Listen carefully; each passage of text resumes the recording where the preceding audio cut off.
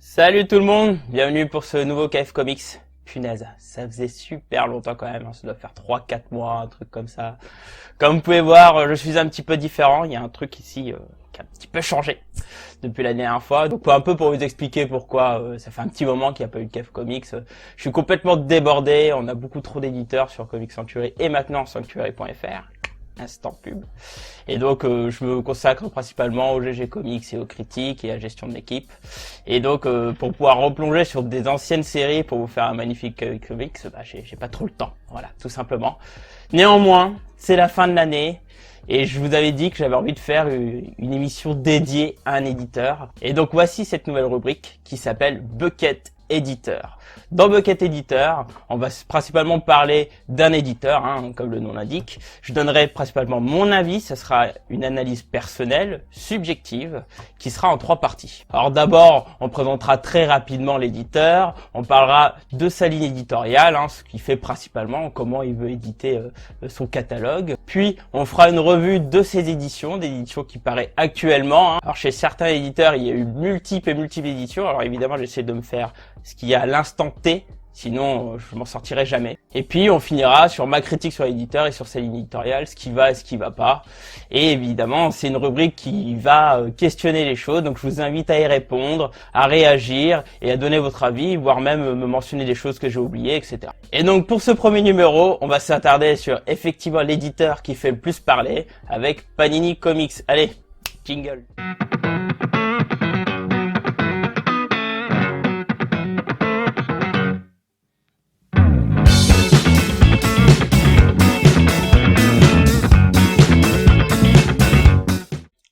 Donc Panini Comics est donc l'éditeur de Marvel en France. Alors on dit en France, mais c'est aussi l'éditeur en Europe, dans beaucoup de pays en Europe. Il faut savoir que c'est un éditeur italien à la base, le siège social est en Italie. Le plus gros des réflexions de l'éditeur se fait en Italie, mais on a quand même une petite antenne en France qui s'occupe des éditions françaises. Mais il faut savoir que c'est un type de système qui fait que cette petite équipe en France n'a pas énormément de pouvoir, ce qui pourrait expliquer certaines choses. Donc Panini Comics est arrivé en France en 1996 sous le nom de Marvel France. Il faut savoir qu'ils ont récupéré les droits de Marvel de Semic. Il me semble qu'aux alentours de 2003, ils deviennent officiellement Panini Comics, et donc devient ce magnifique éditeur qui éditait à la fois Marvel et DC, ce qui lui donnait un peu une espèce d'hégémonie sur le marché des comics hors Walking Dead, ne l'oublions pas, qui faisait un peu tout ce qu'il voulait, qui gérait son catalogue de manière très disparate et qui a fomenté beaucoup de débats à ce sujet-là. Et donc en 2010 pour être précis, c'est Urban Comics qui récupère les droits de DC qui étaient pas super bien exploités par Panini Comics, même s'ils faisaient quand même des choses assez intéressantes quand même. On pourra en parler peut-être un autre jour, c'est pas le sujet de cette vidéo. Et donc voilà, depuis 2010, donc Panini Comics est l'éditeur de Marvel en France. Il publie aussi quelques petits univers parallèles comme le Miller World qui est assez important en termes de chiffres, ou le Buffyverse par exemple. Ah oui, au passage, j'oublie aussi que c'est aussi l'éditeur de Star Wars, mais ce qui est logique puisque maintenant Star Wars est édité par Marvel, et donc forcément logiquement ils ont récupéré tout ce qui est édité chez Marvel, chez Panini quoi. Ça paraît logique. Ce qui nous amène donc sur la ligne éditoriale de Panini Comics, et la question c'est quelle est l'intention de Panini Comics?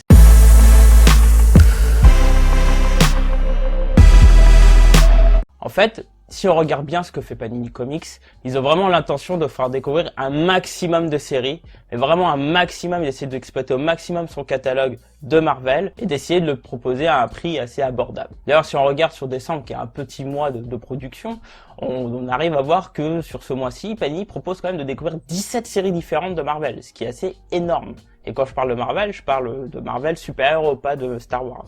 Et si on regarde à peu près sur un semestre, voire sur à peu près l'année, c'est à peu près 40 séries de Marvel qui est proposée sur l'année, ce qui est assez énorme. Urban Comics n'est pas du tout sur ce nombre-là, et c'est ce qui fait vraiment l'intérêt de Panini Comics, qui est vraiment intéressant, puisque justement, avec cette intention-là, on peut découvrir vraiment un gros paquet de séries, voire même des séries vraiment en marge, assez mineures, et c'est ce qui fait tout l'honneur de cet éditeur. Mais bon, forcément, quand on propose autant de séries, il faut les proposer dans plusieurs éditions différentes, et donc c'est ce qui va nous amener sur cette deuxième partie, les éditions de Panini Comics.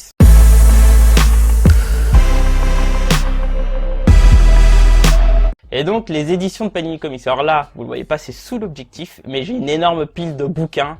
Panini a vraiment beaucoup d'éditions différentes. Et donc, on va y aller un par un. Alors, tout d'abord, on va parler des kiosques, parce que c'est un peu un ancêtre maintenant. J'ai fait un magnifique, posons-nous 5 minutes dessus. Je pleure, les amis.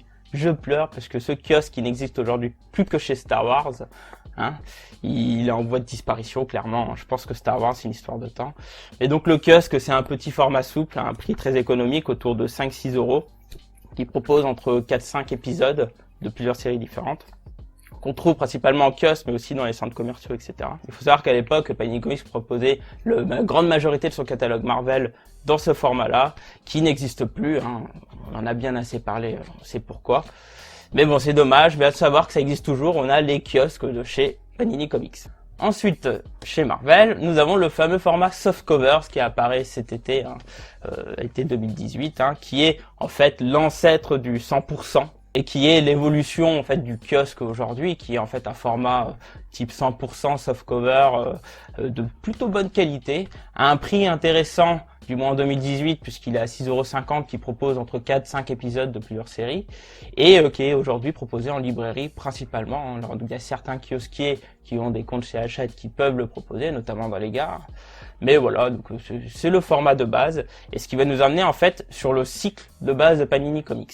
En fait, chez Panini Comics, ils ont un certain cycle d'édition pour plusieurs séries, notamment les séries principales chez Marvel. Elle commence d'abord dans ces fameux softcovers, dans un format anthologique qui mélange plusieurs épisodes de plusieurs séries dans un même format qui est le softcovers. Ensuite, on a un passage, on va dire, en librairie, même si le softcover y est déjà, dans un format Marvel Now, qui va vous proposer en fait les principales séries dans un magnifique format que je trouve un hardcover avec un magnifique dos blanc avec une écriture rouge pour rappeler Marvel, dans laquelle on a un joli hardcover assez solide, bien plus intéressant que ce qu'on peut voir chez Urban Comics par exemple, qui va proposer là un arc complet d'une série et ne va pas mélanger plusieurs séries différentes. Par la suite, en fait, cette édition qui est parue en Marvel Now est rééditée en Marvel Deluxe, qui est vraiment la signature de Panini Comics, qui est l'édition Deluxe, la premium chez Panini, qui est autour de 28-30 € lorsqu'un Marvel Now est entre 15-16 €. Aujourd'hui, Panini Comics publie 2 arcs dans un Marvel Deluxe quand il s'agit d'une des séries qui a été publiée chez Marvel Now. À savoir qu'on n'est pas obligé d'avoir ce cycle-là pour certaines séries, notamment celles qui a été publiée avant l'ère Marvel Now, où on va directement passer de kiosque en Deluxe, comme on peut voir avec tout ce qui est séries cosmiques et le run de Dan Abnett et Andy Lanning. Lorsqu'un Deluxe marche très bien, on a parfois la chance d'avoir un autre format où on vient rééditer un Marvel Deluxe en Marvel Select, qui est en fait une édition softcover, au format souple économique, où là on va proposer le même contenu d'un Marvel Deluxe, mais à un prix entre 17 et 18 €, ce qui est assez intéressant, et qui est tout à l'honneur de Panini Comics, parce qu'on vraiment on a un prix intéressant. Et donc si on regarde bien dans ce cycle, donc là normalement je vous mets un schéma à l'écran, on a donc le softcovers, où on a plusieurs séries et plusieurs épisodes dans un même volume, puis on a le Marvel Now, puis le Marvel Deluxe, et pour certains, où on a certaines chances, on a le Marvel Select, qui est en fait un Marvel Deluxe à un prix attractif. Donc là, on est sur le cycle principal de Panini Comics, et c'est là où on va commencer à avoir beaucoup de choses, parce que on a d'autres séries annexes qui sont moins intéressantes à publier dans les kiosques, qui apparaissent dans des Marvel 100%. Alors à l'époque, le Marvel 100% était un fameux softcovers avec un dos dégueulasse, avec plein de couleurs différentes, etc. Alors là, depuis quelques années, on est revenu sur quelque chose d'assez classe, un très beau hardcover avec un joli dos gris, que je trouve qu'il a un certain effet, et pareil, comme le Marvel Now, une très belle collection, assez solide, qui tient très bien dans les sacs à dos. Le test de sac à dos, les amis, est très important. Où là, en fait, on va avoir soit un arc d'une série annexe, ou voir des mini-séries dans ce format-là, qui est très intéressant, qui est autour de 15-16 € encore une fois. Après, on est sur des choses un peu plus originaux, un peu plus de luxe.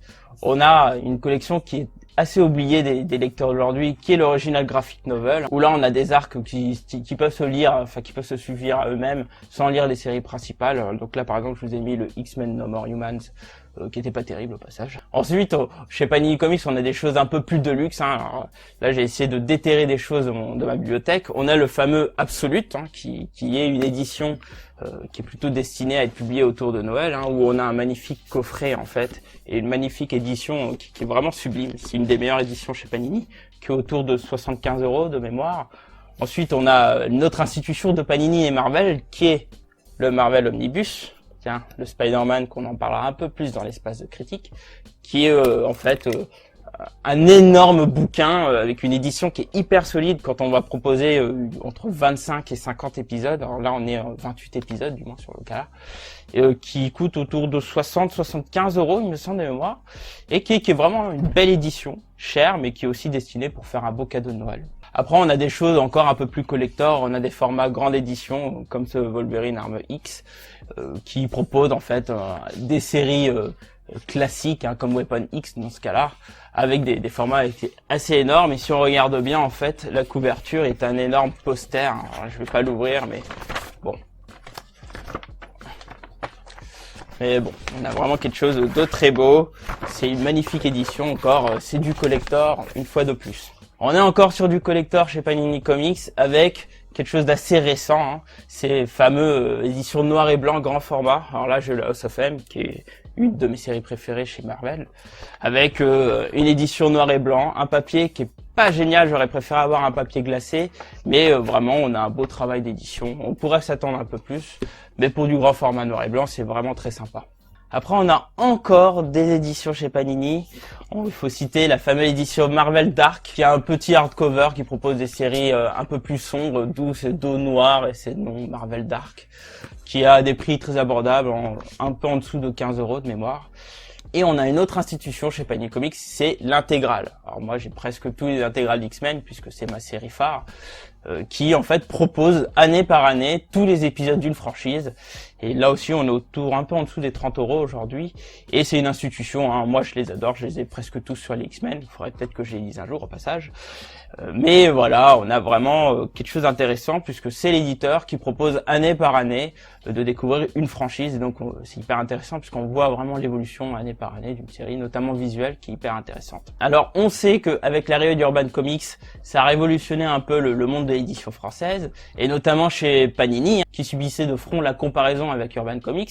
Et donc ils ont édité 2 éditions. Les premières, c'est les anthologies Je suis où nous sommes. Alors là, je vous montre le Je suis Spider-Man, qui propose en fait une série d'épisodes qui représentent l'évolution du personnage, comme les Urban Anthologies en fait. C'est vraiment la même chose. Et on a une autre édition qui sont les Marvel Icons, qui reprennent en fait le principe de Urban avec les runs destinés ou qui représentent certains auteurs, les Geoff Jones Presents, etc. Où là on va publier un run d'un auteur. Alors là je vous ai mis le Straczynski de Spider-Man, où Spider-Man va au Ghana, important, run majeur évidemment. Donc là vous voyez la pile qui commence à grossir, et là si j'ai un petit critique sur ces 2 dernières éditions, elles sont vraiment sympas. Mais la qualité d'édition est vraiment bien moins de ce qu'on avait par rapport avec les Marvel Now et les Deluxe. C'est quelque chose qui est beaucoup plus fragile, la couverture est moins intéressante, elle est beaucoup plus fragile, elle est vraiment en fait comme celle des Urban Comics, et le papier est trop épais, il fait un peu buvard sur les couleurs, et c'est vraiment dommage, quoi. Puis pour finir chez Marvel, chez Panini, on a les fameux bookazines avec les Marvel Heroes. Et si on regarde bien sur l'édition, c'est une espèce d'énorme kiosque en fait. Alors franchement, je les achète, mais je les ai pas encore lus. Mais c'est vraiment une espèce de pot-pourri de séries annexes pour les complétistes comme moi, les gros bêtas comme moi, où au moins on a la possibilité de pouvoir découvrir en français des séries annexes qui sont pas très vendeuses. Hop, je viens de voir que j'ai oublié une édition, à savoir la Marvel Vintage, qui est la digne héritière des Marvel Best Of, qui est en fait, qui reprend pour principe l'édition précédente, hein, qui est d'éditer des récits vintage, entre guillemets. Alors on a un beau format cartonné, principalement rouge, comme vous pouvez voir sur l'image. Alors c'est une belle collection, hein, elle est très jolie, elle est assez solide, mais que je trouve un peu cher pour une édition qui se trouve à partir de 19-20 euros. Je trouve ça un peu cher pour ce que c'est. Ça aurait été préférable d'avoir quelque chose un peu plus économique, plutôt autour des 15-16 euros, ce qui aurait, à mon avis, un peu plus de succès à mon goût. Et parce que j'étais encore en train de fouiller dans la bibliothèque et j'ai vu qu'une édition était passée à la trappe, à savoir l'édition Marvel Events, qui sont des livres couverture cartonnée, hardcover, de très bonne qualité, avec un très bon papier, qui est en fait une édition consacrée aux crossover et aux gros events de Marvel, qui sont des versions plus avec plus d'éditorial, parfois des épisodes bonus, une belle présentation des personnages et du contexte, et donc une excellente édition, hein, vraiment, pour un prix autour des 25-26 euros, que je conseille très vivement au passage. Alors je vous ai parlé que de Marvel et un peu de kiosque avec les Star Wars. Il faut savoir que Star Wars a aussi des 100% hardcover, qui est exactement le même format que Marvel, mais avec un façonnage et une maquette type Star Wars avec les couleurs qui vont bien avec. Mais Panini publie aussi d'autres univers, comme le Buffyverse ou encore le Miller World avec cette fameuse collection Fusion qui propose en fait tout ce qui est annexe à Marvel. Et donc là je vous montre le Reborn, qui est en fait à peu près comme les Marvel Now en fait. C'est une très belle édition, c'est carré, c'est propre, voilà, c'est génial. Alors là je vous le montre pas, mais vraiment on a énormément d'éditions qui font lourd. Alors le problème chez Panini, c'est peut-être ça, c'est qu'il y en a peut-être trop. Et c'est pour ça qu'on va partir sur cette troisième partie qui est la critique.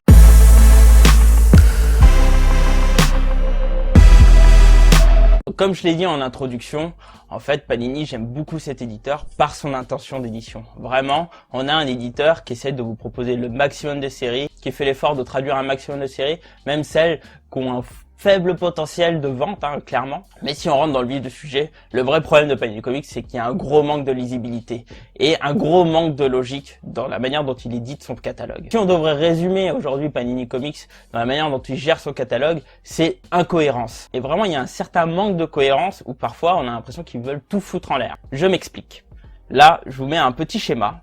Imaginons que je sois un lecteur de librairie et donc je lis aujourd'hui le run magnifique de Nick Spencer sur les Captain America, à savoir les Captain America de Sam Wilson et les Captain America de Nick Spencer. Donc je suis la fameuse collection Marvel Now avec cette magnifique édition, je lis les premiers volumes et donc là, subitement, Panini publie le Deluxe de Secret Empire. Et il faut savoir que le crossover de Secret Empire est quelque peu le finish du run de Nick Spencer. Sauf que l'éditeur n'a pas publié l'intégralité de la série en Marvel Now, vous publie la fin du run en plein milieu de cette édition, et là si je suis un lecteur, je me dis mais qu'est-ce que je dois faire?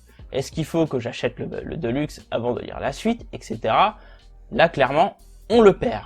Et si je suis un peu économe, je me dis je vais d'abord lire les Marvel Now pour acheter le Deluxe de Secret Empire. Je prends le risque à ce que peut-être dans l'année suivante, peut-être que ça va mettre beaucoup plus de temps à publier la suite, eh bien le Deluxe soit en rupture de stock. Et là, il fait quoi le lecteur? Bah voilà, c'est tout le problème de Panini Comics, c'est qu'ils ont plein de collections. Donc Panini vous expliquera quand on va leur poser la question que les crossovers sont publiés en Marvel Deluxe et qu'ils ont leur propre planning, certes. Pourquoi pas? Mais mettez-le en cohérence avec vos autres éditions. C'est le minimum des choses. Vous avez plein de collections, alors mettez un minimum de cohérence qui permet en fait de guider le lecteur. Et surtout, là, dans ce type de cas, vous le mettez face à deux types de problèmes, ou si vous avez une collection ou une série qui marche super bien, va le mettre face à des ruptures de stock, et là, vraiment, vous allez le perdre le lecteur. Mais c'est clair et net, quoi. Enfin voilà, c'est vraiment le genre de problème que je trouve fou, et c'est rarement un cas unique en fait, c'est assez souvent, vous avez plein d'incohérences où vous comprenez pas. Par exemple, là vous avez le Spider-Man New Generation qui est au cinéma, qui est incroyable au passage, il faut aller le voir, il est excellent. Et je vous ai montré l'omnibus de Miles Morales qui propose le début en fait de Miles Morales dans l'univers Ultimate, et ce volume est en rupture de stock pendant Spider-Man New Generations. Et il n'y a pas de Marvel Icons ou quoi que ce soit de ce type-là pour pouvoir lire le début de ces séries. Mais c'est bête, c'est totalement bête. D'ailleurs, je vous mettrai en lien quelque part, il me semble que c'est en haut à gauche, la vidéo de Thomas Rivière dessus, qui lui est libraire aujourd'hui, et qui explique très bien la situation. C'est complètement illogique. Enfin voilà, c'est pas le seul cas. Je vous parlais du kiosque où je vous ai fait l'apologie du kiosque que je trouve qui était vraiment le meilleur format pour lire des comics. Et ben là encore, j'ai l'impression de m'être fait balader par Panini Comics avec l'histoire des softcovers. Alors on sait qu'avec la crise qu'on a eue avec le kiosque, on allait passer à autre chose. Ils proposent un très beau format et j'ai trouvé vraiment ça intéressant avec cette édition softcovers. Sauf que vous le proposez à 6,50 €, c'est pas pour le publier à 7,50 €. 6 mois, 8 mois plus tard. Et c'est ce qui s'est passé sur Panini Comics, avec un manque flagrant de communication, sans explication. Parce qu'il faut savoir que si Panini Comics communiquait un peu, expliquait ses actes ou ses réflexions, et ben au moins on aurait un échange et ça permettrait de comprendre les choses. Et peut-être sûrement de mieux accepter pourquoi ils choisissent telle ou telle chose. Même quand c'est complètement incohérent. Là, je suis pas convaincu qu'on soit vraiment d'accord. Et donc là, dans ce cas de les softcovers, moi par exemple, alors que moi qui suis vraiment un complétiste de fou, j'ai décidé de passer à autre chose, et notamment passer au numérique, parce que 7,50 € pour l'évolution du kiosque, c'est pour moi trop cher. Et le fait d'avoir une édition augmentée d'1 € 8 mois après, ça me met vraiment dans l'inconfort en me disant peut-être que plus tard ils vont me refaire le même coup pour finir sur une édition qui tourne autour des 10 €, comme on a à peu près dans les librairies. Et là, c'est vraiment trop cher pour moi. Mais il y a aussi un autre problème dans cette gestion de kiosque. Par exemple, j'en parle beaucoup avec mon ami Jack sur le forum et qui fait partie de l'équipe de Comic Sanctuary. Essayer de prendre par exemple le run de Jason Aaron en kiosque et essayer aujourd'hui de relire, c'est vraiment compliqué. Parce qu'en fait, Panini, le fait d'avoir trop de séries et trop d'éditions, balade les séries d'un kiosque à un autre. À l'époque, c'est passé de Avengers à aujourd'hui Avengers Extra, Marvel Legacy, Avengers Extra, il me semble. Et à l'époque, ça a été baladé dans plein de séries entre les Avengers, les Iron Man, les Avengers, etc. Et c'est en fait, si vous n'avez pas Comics VF ou Comics Sanctuary pour pouvoir retracer toutes les séries, c'est impossible de pouvoir se relire et certains lecteurs finissent même par abandonner l'idée de remettre la tête dans le kiosque qu'ils ont acheté et à racheter de la librairie, ce qui est à mon sens complètement fou, quoi. Donc le fait d'avoir autant de collections et autant d'incohérences fait que Panini s'est attiré beaucoup d'ennemis et beaucoup d'animosité chez les lecteurs, ce qui est vraiment dommage. Parce qu'il faut pas oublier que Panini Comics a vraiment cette intention de proposer un maximum de séries, et même encore aujourd'hui, avec la crise de Prestalis, essayer de trouver des solutions avec les softcovers, etc. Il faut pas oublier que c'est vraiment intéressant. Aujourd'hui, c'est vraiment l'éditeur qui propose le plus de séries dans un univers mainstream. Et ça, c'est intéressant. Quand vous voyez Urban, qui eux ont d'autres solutions et se basent sur d'autres choses, on a nettement moins de séries.